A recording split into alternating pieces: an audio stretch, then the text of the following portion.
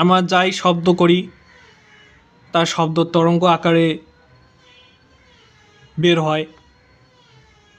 আমরা যাই কথা বলি, যাই হোক না কেন, তা একটি শব্দ তরঙ্গ সৃষ্টি করে এবং সেই শব্দ তরঙ্গ ডায়াফ্রামে গিয়ে আঘাতপ্রাপ্ত হয়। ডায়াফ্রাম হুবহু সেই রকম একটি সিগন্যাল তৈরি করে।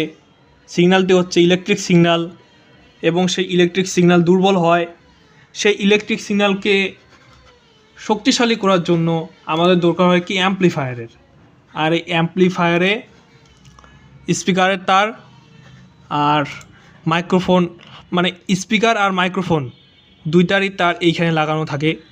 মাইক্রোফোন দিয়ে কথা বললাম আর অ্যাম্পলিফায়ার সেই সিগন্যালটিকে শক্তিশালী করার পর স্পিকার হোক মাইক্রোফোন হোক সেখানে সিগন্যাল পাঠায় যাতে শব্দ আরও বেশি হয়। ওকে।